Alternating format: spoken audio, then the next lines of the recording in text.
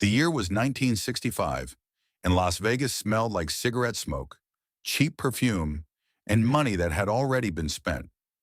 The Sands Hotel was the kind of place where the carpet was thick enough to muffle secrets, and the lights never told you what time it was.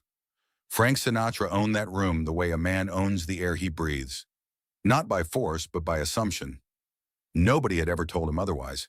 Dean Martin stood beside him, loose-shouldered and laughing at something only he could hear, a glass of whiskey resting in his hand like it had always been there, like it was part of the anatomy.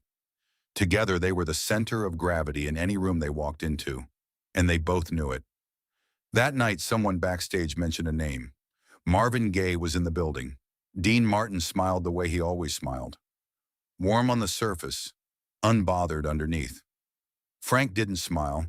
He just nodded slowly, the way you nod when someone tells you something you already decided doesn't matter.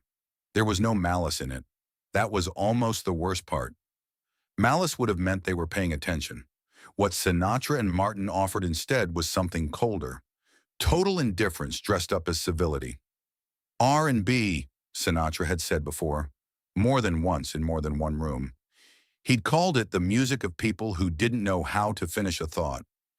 He'd said it was the kind of sound you hear when craft gets replaced by feeling, and feeling gets mistaken for talent. He wasn't cruel about it. He was worse than cruel. He was dismissive. And Dean Martin, who could make any opinion sound like a punchline, had a way of echoing that dismissal with a laugh that made it sound even more final. Between the two of them, they had drawn a line. On one side, music. On the other, everything else. Marvin Gaye was 31 years old that year. He had grown up in Washington, D.C. in a house where his father's religion pressed down on everything like a hand against the throat. Music in that house was complicated. Allowed in certain forms, punished in others. Marvin had learned early that what you love could also be used against you. He had taken that lesson and carried it with him all the way to Detroit, all the way into the Motown machine, all the way to a career that had already produced hits people sang in their cars and kitchens and in the quiet of their bedrooms at night. He had also spent years being told what he was, by Motown, by producers, by an industry that looked at him and saw a product before it saw a person. Berry Gordy wanted hits. Radio stations wanted safe. The market wanted something that didn't ask too much of the listener. Marvin had been giving them what they asked for. But underneath it, in the parts of himself he kept protected, there was something larger waiting. Something that hadn't been asked for and hadn't yet been released. Something that needed no permission from anyone. But hit records didn't mean anything in the room Sinatra and Martin occupied. In that world, Marvin Gaye was product. Motown was a factory. The music was for a different audience, in a different register, and those two men had never been asked to take it seriously. Nobody had ever asked them to.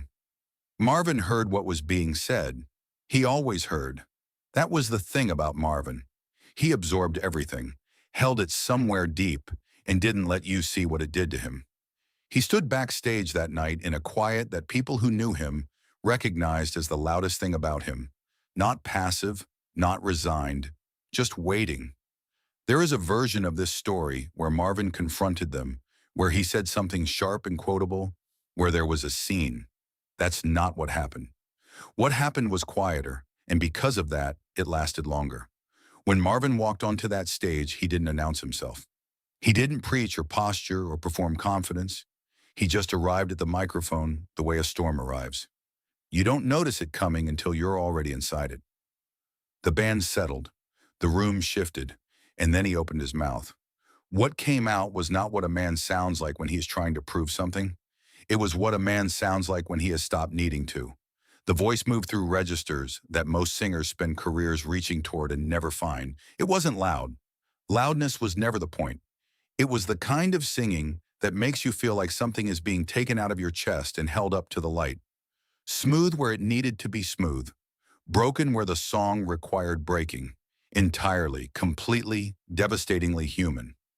In the wings, someone who was standing near Frank Sinatra later said he went still. Not impressed, still, not polite still. Something closer to interrupted still. Like a man who was in the middle of a sentence and forgot what word came next. Dean Martin set his glass down. That detail, the glass, set down, not sipped from, became the thing people remembered most about that night, because Dean Martin did not set his drink down. That was not a thing he did. But he set it down, and he watched, and for the duration of that performance, neither of those two men said a word. Frank Sinatra had spent 30 years constructing a world in which his voice was the standard by which other voices were measured.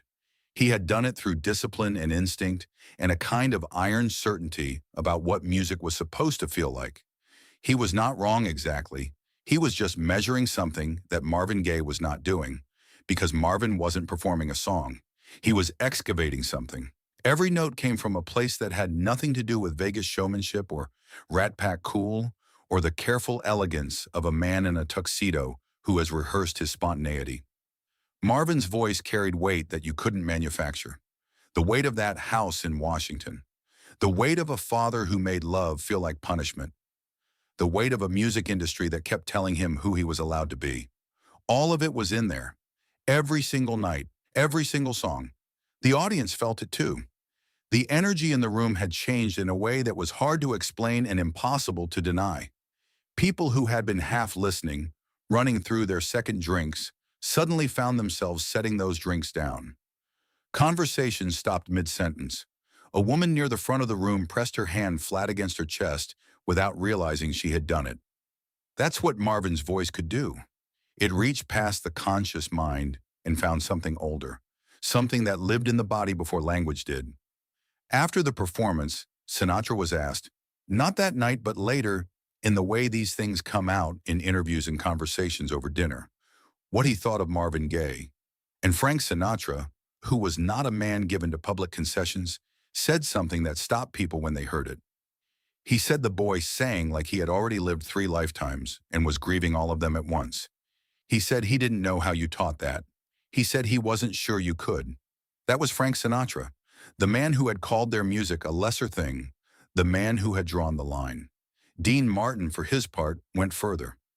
In a conversation that a mutual friend later recounted, Martin said that listening to Marvin Gaye was the first time in years he had heard a singer and thought, I could not do that, not won't, not don't want to, could not. Dean Martin, who made everything look effortless, who had built a career on the appearance of ease, he sat with that thought and didn't try to lighten it with a joke. Some things weren't for laughing at. But here's the part of the story that matters most, the part that gets lost when people tell it as a simple victory. Marvin didn't know about any of this right away. He walked off that stage and went back to being who he was. He didn't wait for their verdict. He didn't need it. That was the nature of his genius and the nature of his pain. They were the same thing, and neither of them had ever been in conversation with Frank Sinatra's opinion. The music came from somewhere those men had never been, and you cannot judge a place you've never visited. There is a tendency, when we tell stories like this one, to make them about triumph, to put Marvin Gaye at the center of a narrative where he wins, where the world finally sees what it should have seen all along, where the ending is clean.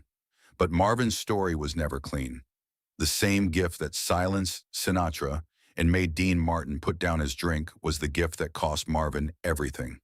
The depth that made his singing unbearable in its beauty was the same depth that made his life unbearable to live. You don't get one without the other. That's the arrangement. That's always been the arrangement. What happened in Las Vegas that night was not the story of a young black musician earning the respect of 2 white icons. That framing is too small.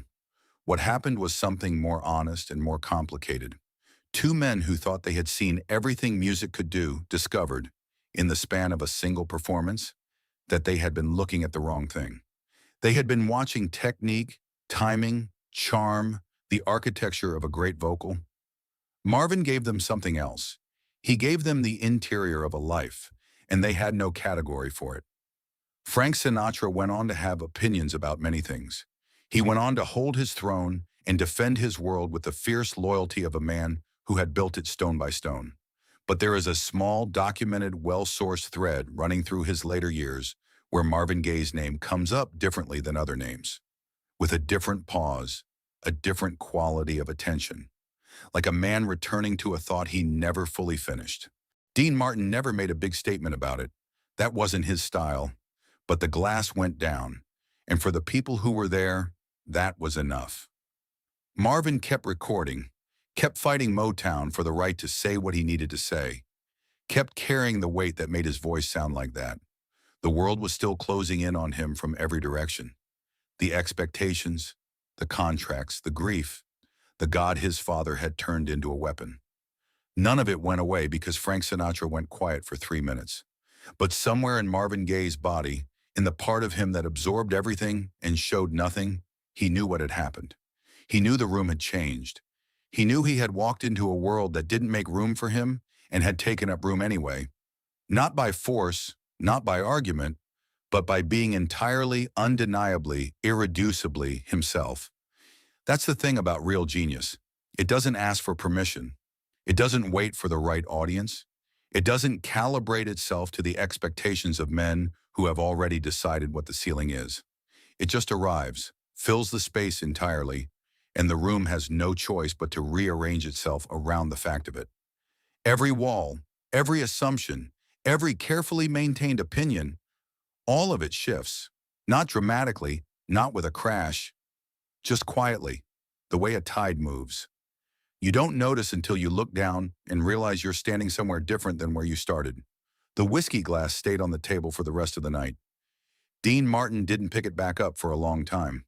Have you ever walked into a room that had already decided who you were and made them question everything they thought they knew? Not with words, but just by being exactly yourself? Tell us in the comments.